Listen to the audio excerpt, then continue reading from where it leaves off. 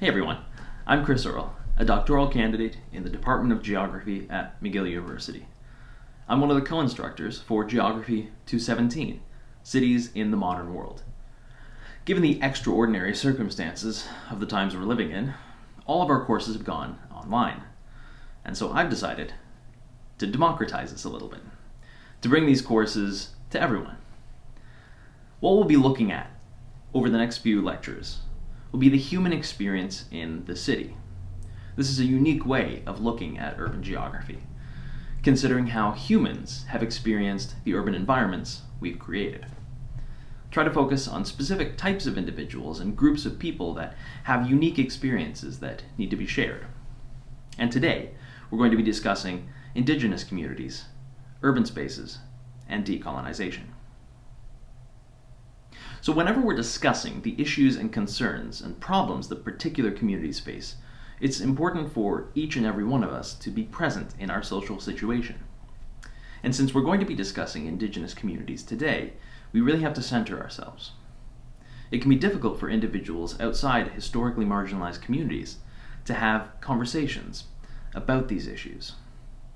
In this case, the legacies of oppression and discrimination that particularly, but upsettingly not limited to the Canadian context, have impacted Indigenous people can make this very difficult. As a white settler Canadian, I'm not the ideal candidate to be leading this discussion. Indeed, it'd be much better for universities to have significantly more Indigenous faculty members and individuals whose lived experiences can appropriately and respectfully contribute to the discussion. There is an indication that institutions are starting to change, but there's still a gap. And so throughout the lecture today, I'll do my best to present this topic with the historical legacy of colonialism in mind, and do my best to situate myself when necessary. And to that end, I'll be presenting the work of Indigenous scholars and highlighting Indigenous voices throughout this lecture to provide necessary and important context. Hopefully, these references will highlight the lived experiences of those impacted by some of the policies we're discussing, and more broadly, the structures of colonialism. So, let's start with the process of colonization. What is now Canada has regularly been inhabited by human beings for tens of thousands of years. Some of the earliest acknowledged settlements were on the Old Crow Flats in Yukon. Now, it depends on which scholars you ask, but human habitation there began between 12,000 and 25,000 years ago. Groups would then spread out across what will be North and South America, and by about 6,000 BCE, the first settlements had been established, and archaeological evidence indicates that there was widespread adoption of agricultural practices. Fast forward to about 1000 CE, and you get the first interactions between indigenous peoples and Europeans, and this would come in the form of Norse settlements in what is today's island of Newfoundland. And then it'd be 500 years again until new waves of Europeans would begin settling in North America and initiating the process of colonization under which we still live. Colonization is the process by which one power seeks to settle on and occupy the land of another group of people, thereby controlling and eventually replacing those people for political, economic, social, military, and/or religious reasons. In North and South America, there were a few key colonial powers: England, France, the Netherlands, Spain, Portugal, Sweden, Denmark, Norway, and much later on, Russia. For purposes today, we're going to be focusing on the colonial efforts of England and France in what is today's Canada and parts of the United States. See, in Canada and the US specifically, the colonization process by the forces under direction from the crowns of England and France, as well as those who had permission to do so on the same religious grounds, used urbanization and urban processes in a very unique way to advance their goals. Now, we need to consider urbanization in a few different contexts. Some of these will differ from how we viewed urbanization in the past and traditional conceptualizations of urbanization. Urbanization, as a tool of settler colonialism, has been employed in different ways at different times, but they're all toward the same aim. That would, of course, be the advancement of settler colonialism. See, this is generally done by distant powers, and these distant powers will maintain lands of their own. So when they move into new lands, they'll begin to impose their particular urban strategies onto those lands. There are three key ways that settler colonialism used urbanization and the power of villages, towns, and cities to advance its goals. The first we'll discuss is the process of discouraging and eventually limiting the mobility of indigenous people. Here, urbanization means the efforts to bring into permanent settlements, like established towns and villages, indigenous peoples who maintained a very different form of settlement. Among, for example, the Wyandot and Haudenosaunee peoples who lived in Quebec and Ontario, there was a practice historically of periodically rotating settlements based on environmental circumstances or the quality of soil for growing crops. This differed from European patterns of settlement, which saw people creating permanent settlements and then seeking to alter the natural landscape around them to better fit human needs. For example, fertilizing soil regularly as opposed to moving around to find better soil. This would achieve similar results, just in different ways. One of the earliest groups to use settlement as a colonial method were the Jesuits. The Jesuits were a Roman Catholic order, and at the time of colonization, they were extremely influential in France. Jesuits were sent to what was then the colony of New France, upon an appeal from one of New France's permanent settlers, Samuel de Champlain. He believed that indigenous communities that France had begun to lay claim to were filled with souls that could be saved and brought into the Catholic Church. As the Jesuits pushed further and further into what would eventually become Canada, they began to see a need to establish permanent settlements. As Carol Blackburn notes in her work Harvest of Souls, there was a belief among Jesuit higher-ups that permanent settlements and towns would aid the colonization process. Here, she's writing about Paul Lejeune, who was the leader of the Jesuits in Canada from 1632 to 1639. As Blackburn notes, Lejeune's discussion of the benefits of settlement interweaved the adoption of Christianity and what they called civilizing habits with the greater control that could be exercised over people who stayed in one place. He wrote that it would be a blessing for their bodies and for their souls if those tribes were stationary and they became docile to our direction, which they will do, I hope, in the course of time. End quote. The Jesuits believed rotating settlements that was common among particularly the Wyandot people that they sought to convert would hinder their efforts and make them harder to control. As Lejeune said, the goal was docility and Europeanization. Blackburn notes that Lejeune had taken his cues from early Spanish colonizers in South America and in the Philippines. Settlement meant submission, as indigenous peoples would then be permanently subject to their supervision, authority, and management, particularly of the priests who would oversee these villages. Blackburn notes that Lejeune was extremely blunt about what settlement meant for them. He is quoted as writing, "If once they can be made to settle down, they are ours." End quote.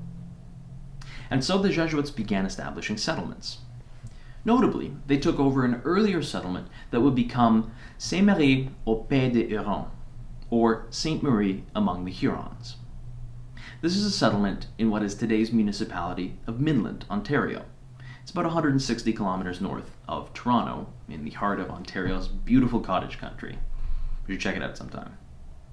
But at the time, it was a region that the French called Huronia, which was the homeland of the Huron people, today's Wyandot. Sainte Marie is considered the first permanent settlement by Europeans in Ontario. It was designed in much the same way that a European town would be laid out. A central church faced a town square that had a blacksmith shop, a cookhouse, and barracks. and they were all meant to represent the beginnings of what the Jesuits would see as a proper European town. But still, the Jesuits, although they wanted to bring indigenous peoples to live in their community with them, remained separate from the indigenous peoples that they sought to convert. The Jesuits placed lodging for indigenous peoples and a separate church dedicated just to them on the other side of a small canal. It was still within their village walls, but it was physically separate from the place where the Jesuits would live. A key feature of this settlement was the introduction of European-style agricultural practices and an encouragement to spend the entirety of the year in this singular location.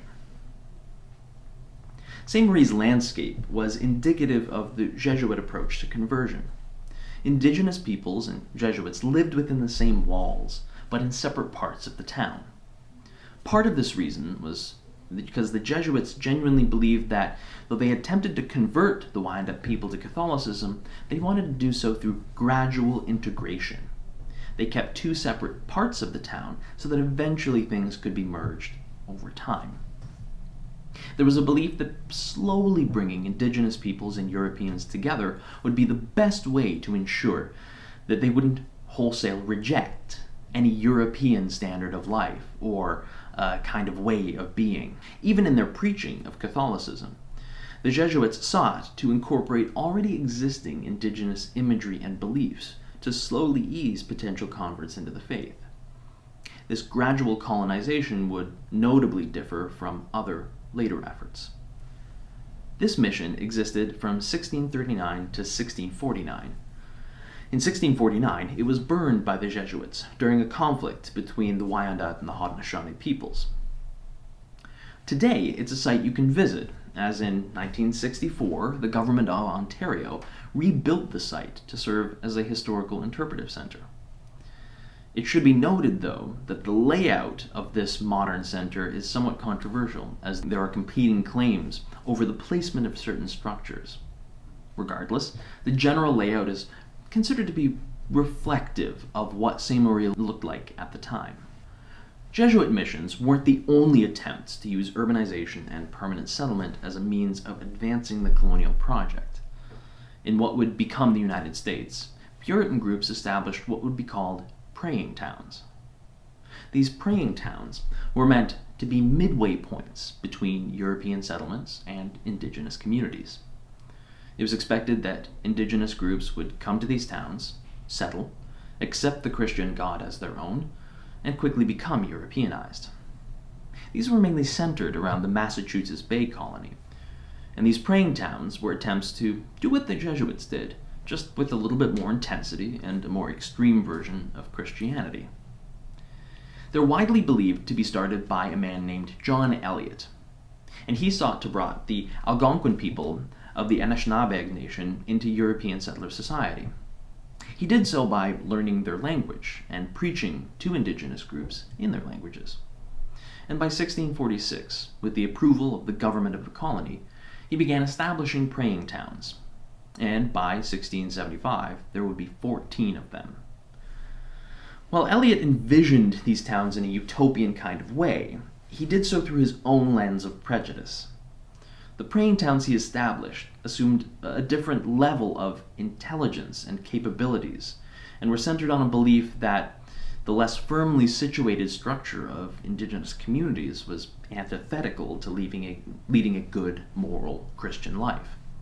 As Julius Rubin notes in his book Tears of Repentance, a series of laws were instituted stating that any indigenous person living within a praying town had to abide by a few particular rules. It was the European standards that the Puritans saw as moral. These included keeping the Sabbath, not gambling, remaining monogamous, not engaging in any traditional ceremonies, and, quote, not entering an English house without knocking, end quote. Rubin goes on to note that these laws, these rules, were put in place in the hopes that indigenous peoples in these towns would abandon their life ways and adopt English civility, aesthetic modes of life regulation, fashion, and settled village farming households as preparatory to conversion, end quote. These towns would be taken over by the state government after war broke out between the indigenous peoples and colonizers in 1675. Both of these examples show some early attempts by colonial authorities to use urbanization and permanent settlement as tools of control over indigenous peoples. By limiting the mobility of indigenous people, forcing communities that had developed best practices for farming, habitation, and living through a variety of environmental circumstances over millennia to settle into their preferred way of farming and living, they restricted indigenous peoples and their movement. And it was based on preconceived notions about settlement and habitation being conducive to Christianity and what Europeans believed to be superior civilizational practices. These methods were meant to control indigenous people by keeping communities close and trying to re-educate them in the ways of Europeans. This would be reflected in later policies that were also important to the urbanization strategies of colonial powers. And one of those would be separateness. So this is the second way that urbanization was used in the establishment of settler colonial societies. It meant to create separate areas for different people. As time marched on, past the Jesuit missions and past the praying towns, colonial powers continued to adapt and change, specifically as they saw their approaches coming under challenge and fire from indigenous communities. They continued to use efforts to control and urbanize indigenous peoples, and they did so through important legislation. So one very important point in the creation of separate zones came in the ambiguousness of early acknowledgments of indigenous land. An incredibly important document in this was the Royal Proclamation of 1763. This was issued by the British 4 years after they defeated the French on the Plains of Abraham. This is well after the British had assumed control of a vast number of France's colonial possessions in North America. And this proclamation acknowledged a few things, so it's important to go over them. The proclamation said that it would, quote, reserve under our sovereignty, protection, and dominion for the use of said, and they used the word Indians, by which of course they meant any indigenous peoples that fought on their side against the French. All lands and territories not included within the limits of our said 3 new governments. At this time, it meant lands that would be included in what are today's Florida, Alabama, Mississippi, Quebec, and Ontario, or within the limits of the territory granted to the Hudson's Bay Company, and that was, at that time, pretty much all of the territory in Manitoba and northern Ontario. Also the lands and territories lying to the westward of the sources of the rivers which would fall into the sea from the west and the northwest aforesaid. And that's, of course, what we would classify as today's Appalachian Mountains. And we do hereby strictly forbid, on the pain of our displeasure, all our loving subjects from making any purchases or settlements whatsoever, or taking possession of any of the lands above reserved without our special leave, and license for that purpose first obtained. And we do further strictly enjoin and require all persons whatever who have willfully or inadvertently seated themselves upon any lands within the countries above described, or upon any other lands which, not having been ceded to or purchased by us, referring to the British Crown, are still reserved to, again they use the word Indians, again, said Indians, as aforesaid, forthwith to remove themselves from such settlements. End quote. So, yeah, I put on a funny voice and read it in overly dramatic fashion, but I feel like if it's a royal proclamation, you should probably be reading it with a little bit of gusto. But the whole point behind this is that this proclamation is incredibly important. It's widely recognized as the first instance in which a colonial authority actually recognized that indigenous peoples had claim to the land here in North America.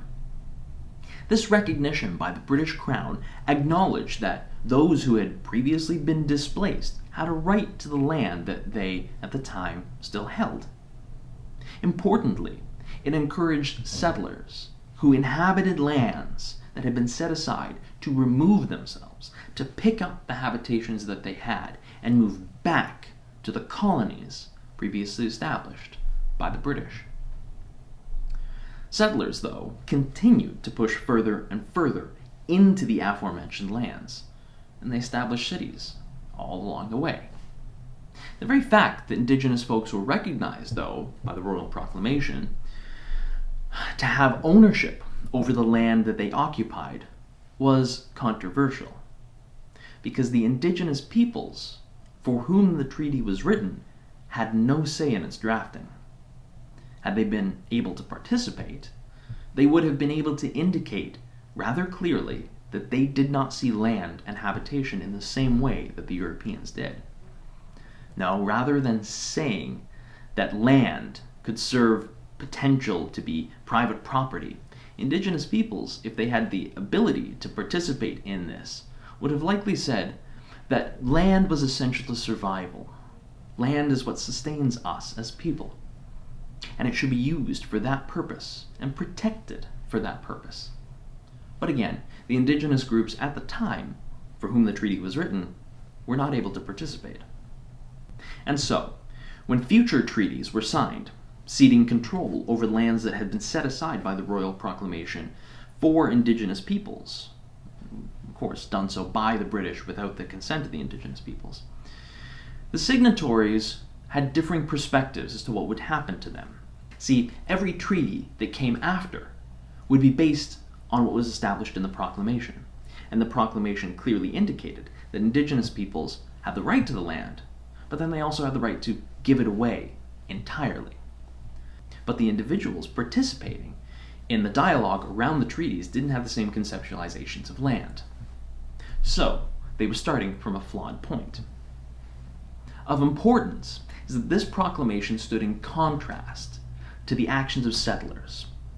See, settlers continued to push further and further into the lands that Indigenous people had.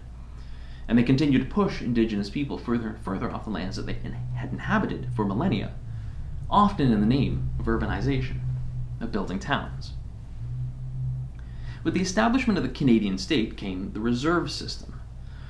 Here, Indigenous peoples' access to land became even more limited, especially to those places that the Canadian government deemed to be acceptable and removed enough from settler society. Upon the establishment of the Canadian Constitution in 1867, responsibility for Indigenous affairs was given to the federal government. It began a process of creating urban settlements on reserves that were akin to those present in settler society.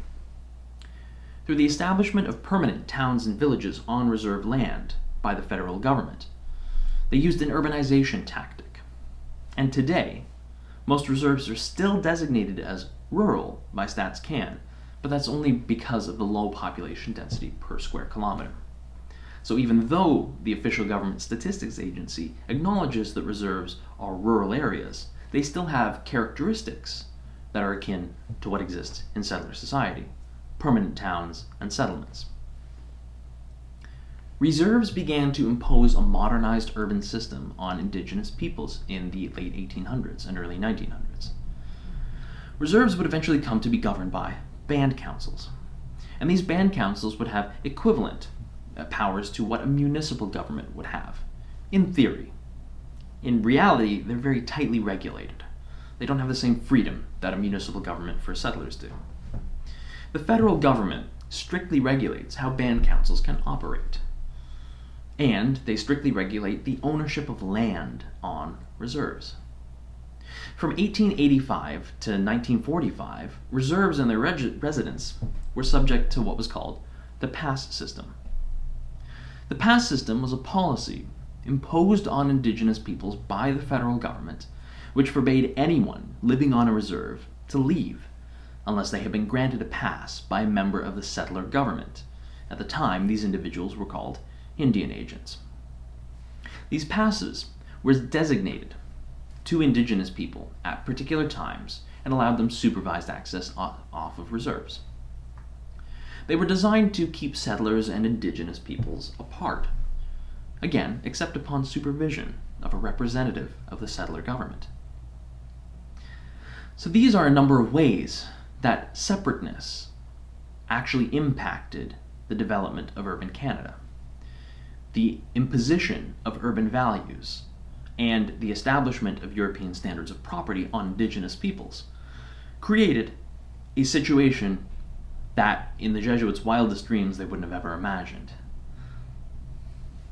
A third way that urbanization was used was through the process of removal. In this instance, is specifically removal to cities and urban areas. The process of removal is notable in two different areas that were focus for the Truth and Reconciliation Commission. These removal efforts are now widely recognized as cultural genocide.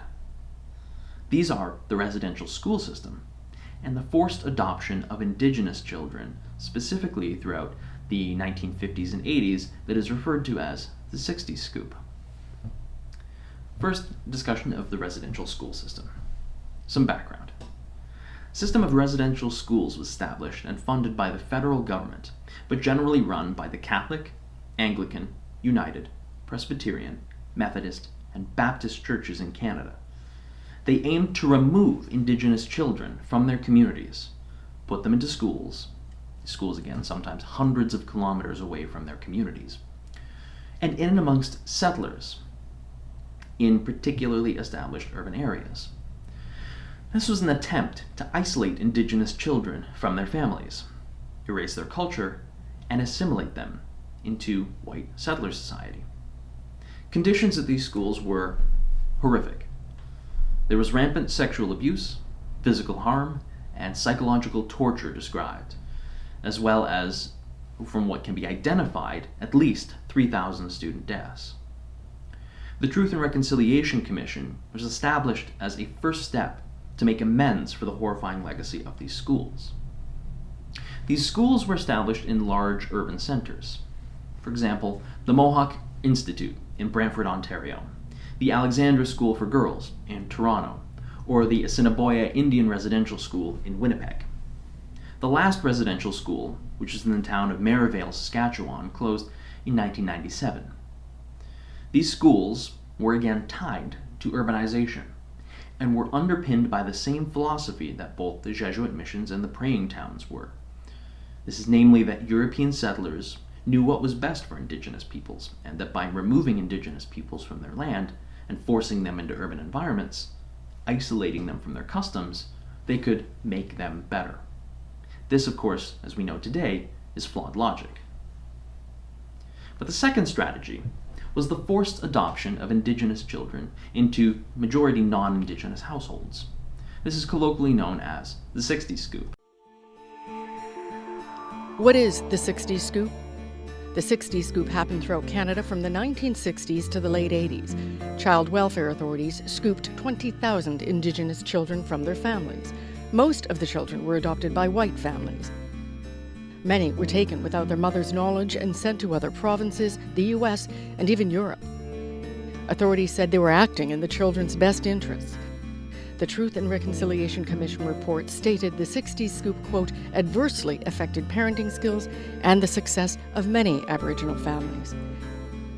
Critics say it was a racist effort to assimilate Indigenous Canadians, and those who lived through it say they were robbed of their cultural identity. In 2015, the Manitoba government took responsibility.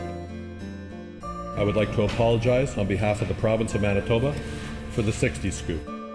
But the federal government has never apologized. Today, survivors are bringing multiple lawsuits to courts across Canada. The general idea was that the provinces would pressure the federal government into giving their social workers jurisdiction and authority, in particular over Indigenous children. They would begin to rigorously police Indigenous children in any kind of environment. The power was granted to the provinces, and as soon as it was, they went to work, taking Indigenous children away from their parents, often on very spurious grounds. Raven Sinclair, herself a Nihana survivor of the scoop, and today a professor of social work at the University of Regina, has studied the forced adoption of children, such as herself, and how that process impacted Indigenous communities. Discussing the topic, Sinclair noted, quote, "The social workers, most of them were coming from white upper-class homes living in urban centers in Canada where the universities were, and they had never been out on the land, let alone encountered Indigenous people. They were looking at, assessing situations through their own Eurocentric view. They might go into a house on a reserve, it might be a cabin, and their eyes weren't trained to see types of food that might be in that house." End quote. Sinclair went on to say that these social workers didn't have an idea about the colonial processes at play and the systemic discrimination that so marginalized Indigenous peoples. In neglecting to see that, they went to work applying more discriminatory policies in the mistaken belief, again, that they knew best. These social workers would take children from their families without the consent of their parents and put them up for adoption, seeking to place them again primarily with white settler families in urban areas. It was the belief at the time that, in doing so, you could remove bad influences surrounding Indigenous children, and you could replace them with good ones. Their code word for good, of course, settler. Here, the urban environment seemed like a positive environment, while Indigenous communities, more remote, may be seen as negative. These two urban strategies advanced the colonial project in some of the most disturbing ways, drawing in hostile, destructive, and even genocidal policy, specifically to address issues that either didn't exist or had been created by earlier colonial efforts. So, to recap, there are three prominent ways in which urbanization was used as part of the settler colonial project. The first of those was limiting mobility, as occurred in the Jesuit missions and in the praying towns. This would involve encouraging Indigenous people to settle in and live amongst Europeans, adopt their particular way of farming or living, and encourage them to remain sedentary. In this, the Jesuits and the Puritans believed that they could more easily convert Indigenous peoples. The second was separateness, and this, of course, was originated from the Royal Proclamation. The Royal Proclamation established two different kinds of land in North America, Indigenous land and European land, but didn't designate between the different conceptions of property ownership. So future efforts to sign treaties were based on this flawed logic. The treaties then expanded, and as settler colonial society also expanded, you saw the creation of the reserve system. And the reserve system was used to keep Indigenous people and settlers apart, as well as keep Indigenous people firmly grounded in one particular area. With things like the pass system, this just further reinforced the separateness between Indigenous peoples and settlers. And finally, you had removal. These again come in the forms of removal of Indigenous children to residential schools and from their households into white households during the 60s scoop. Indigenous peoples are still living with the ramifications of these policies today, though where Indigenous people live in Canada has changed significantly over the decades. As of the last Canadian census, over half of all Indigenous people live in metropolitan areas.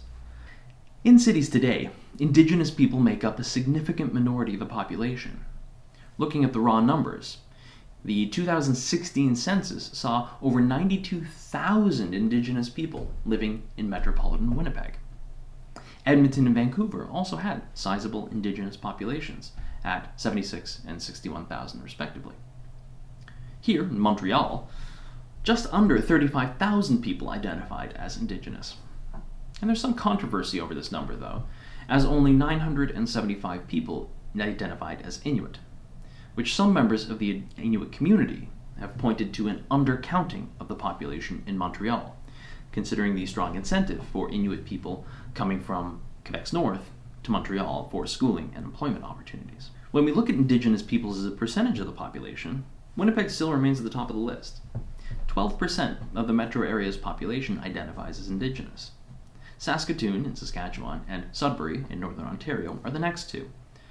But the bottom two in the list I have here is Montreal and Toronto, and that's thanks to the sheer size of each of the cities. For reference, Montreal's metro area has a population of just over 4 million, while Toronto's is a hair under 6. Despite this, there's a lingering misconception that Indigenous people live rurally and that cities are just places for settlers.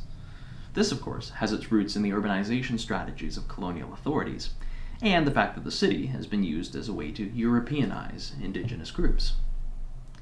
Indigenous scholars have been developing strategies, theories, and policies as to how Indigenous people can maintain identity, community, and history, all while finding them within cities designed by colonial powers.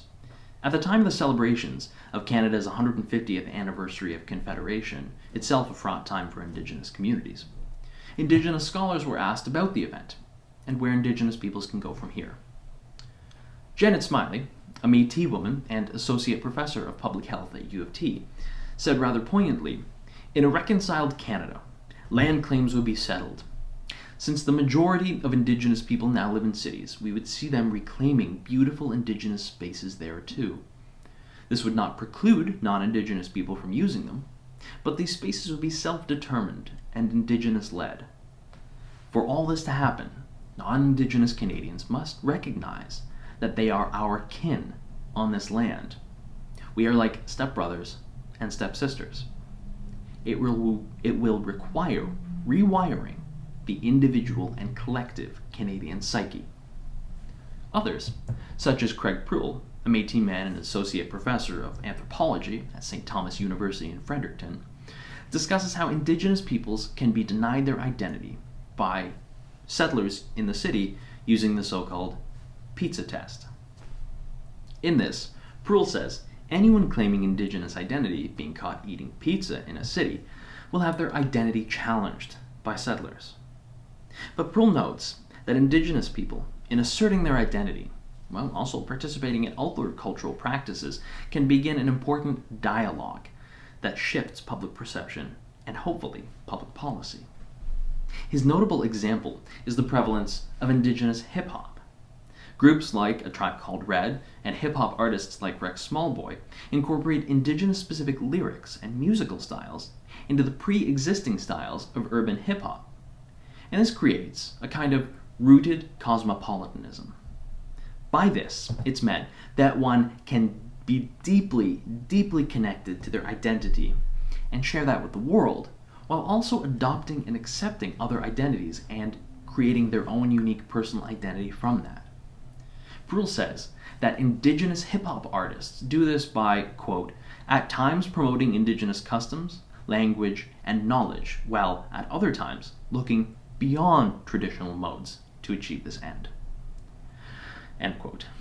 He asserts that this unique style can help spark a conversation, particularly among policymakers who neglect to see urban Indigenous people as legitimate Indigenous people, as they are too centered in what Pruill calls the reserve mentality, believing that Indigenous people simply live on reserve, away from white settler society.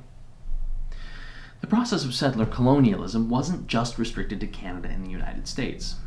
See, social theorists and critics have written extensively about colonial cities around the world. One of the most influential of them, especially in the theories around decolonization, was Frantz Fanon. Fanon was an incredible man who strongly influenced the field of post-coloniality, working as a doctor, a psychiatrist, a member of the French resistance during World War II in the Caribbean, and a revolutionary, who wrote extensively on how colonial cities would operate around the world. Colonial cities may have looked different because of the makeup of their colonizers and the colonized, but he said that they had universally recognizable characteristics. Each of these cities would have been understandable and legible to colonized people in different parts of the world. Someone living in Winnipeg, for example, would understand the strategies used to keep people separate to maintain the power and authority and legitimacy of a colonial state upon seeing Johannesburg, or Kolkata, or Fort de France. And each of these places would have bared an eerie similarity to the situations in which they lived. Certain characteristics would have been different, and each city would have had a mix of both colonial and colonized cultures, often shaped by the landscape, but the ways in which colonized people in cities would be treated would be easily understood. In his landmark book, The Wretched of the Earth, Fanon highlights this and discusses colonial cities as being divided into zones. He writes, quote, "The zone where the native lives is not complementary to the zone inhabited by the settlers. The settlers' town is a strongly built town, made up of stone and steel. It is a brightly lit town. The streets are covered with asphalt, and the garbage cans swallow all the leavings, unseen, unknown, and hardly thought about. The settlers' feet are never visible, except perhaps in the sea. But there, you're never close enough to see them. His feet are protected by strong shoes, although the streets of his town are clean and even, with no holes, no stones. The settler's town is a well-fed town, an easy-going town. Its belly is always full of good things. The settler's town is a town of white people, of foreigners." End quote. Here, he's discussing the relative prosperity, cleanliness, and orderliness of a colonial settler zone. These are the places in which the colonizer conducts business and manages the colonized people. These are places that are reflective of the colonizer's homeland, often incorporating similar architectural styles, city plans, and important infrastructure that has been imported from the homeland to make life as similar there for them, the colonizer, as it was back home. Fanon continues, quote, "The town belonging to the colonized people is a place of ill fame, peopled by men of evil repute. They are born there, and it matters little where or how, and they die there, and it matters not where nor how. It is a world without spaciousness. Men live there on top of each other, and their huts are built on top of the other. The native town is a hungry town, starved of bread, of meat, of shoes, of coal, of light. The native town is a crouching village, a town on its knees, a town wallowing in the mire." End quote. Here Fanon is highlighting the stark differences between the different urban spaces. The settler side, well organized, well kept, cleanly maintained, and the settled side, the side for the colonized, a place that is forgotten, where the people, where the infrastructure, where the buildings, where everything is forgotten and set aside. In the interest of bringing in as many voices as humanly possible, I'm now going to recommend for anybody watching along, or for my students, strongly encourage you, to watch a companion piece. And this is called Broken Promises, about the High Arctic Relocation Program. This is another unique way that the Canadian state used urbanization. Were this an actual class, this is where I would just turn on the video and sit back. But I'll explain it a little bit here. The High Arctic relocation involved moving a total of 92 people from their homes in northern Quebec to permanent settlements on Ellesmere and Cornwallis Islands in what is today's Nunavut. The federal government of Canada became increasingly alarmed by what they saw as the reliance of Inuit people on government assistance, while the bottom fell out of the fur market in the 1940s. Deeply problematic beliefs persisted in the Canadian government at the time. They believed that the fact that the Inuit people were nomadic meant that they would always be reliant on the federal government, and that they couldn't make decisions for themselves until they were made more Canadian. Coupled with fears over both American and Soviet claims to the High North, the Canadian government embarked on an experiment. Indigenous people were moved to areas where they were promised they would have ample food, permanent structures, and more independence. In reality, the government was using urbanization as a way to force Indigenous peoples, whole families, into legible cities that would allow, again, for the better management of the population. This had the added benefit of being a way to dissuade foreign incursions into Canadian territory. What the relocated families actually found at those places was very upsetting. The government's promise of ample food was a lie, and the structures that they had promised hadn't actually been built. So there were years of misery, starvation, and despair. Towns were eventually built, and they remain as the established permanent communities of Grease Ford, or Ajudacook in Inuktitut, and Resolute, or Quetisakuk. I apologize for the pronunciation. The Inuktitut names for these communities reflect how people felt about the places. Ajudacook means the place that never thaws, and Kesadatuk means the place with no dawn. As the documentary that I recommended everyone take a look at, and the companion reading for this piece, which is called Out in the Cold, I'll put a link to that down below. As these readings note, it would be decades before these individuals who were forcibly moved up there would be allowed to return home. In the intervening years, though, they had children and families, and many of the younger people opted to stay in their new communities. This broke up families, created massive tension in their communities. So the documentary is very, very, very 90s. It's a National Film Board production. Quality work. Love it. But it's excellent because it was produced with the assistance of the Inuit people who were relocated. And they feature prominently in the documentary. It's incredible to hear the stories of the relocation from the perspective of the relocated. And it adds an essential component to the story to which I could not do justice. The key takeaways you need to know about the High Arctic relocation are that it was a process by the Canadian government to permanently settle Inuit people in an effort to reduce their costs, encourage Inuit people to adopt what they saw as a more Canadian culture, and to assert sovereignty over the Arctic in the face of American and Soviet claims to the High North. They did this by forcibly moving people, who lived in somewhat nomadic communities in northern Quebec, to the permanent villages of Grise Ford and Resolute. So these are the different urbanization strategies that colonial authorities have used over time to ensure that Indigenous peoples remained under their authority. And that is where we'll conclude today. So if you have any questions, feel free to email me. My students have my email. If not, leave it in the comments. Hit that like and subscribe button. Don't do that. I don't actually care. But I hope this is going to be an informative way to keep our lectures going, and everyone will have an opportunity to participate in this as we again live through these extraordinary times. So, signing off, this is Chris Earle. Have a good one.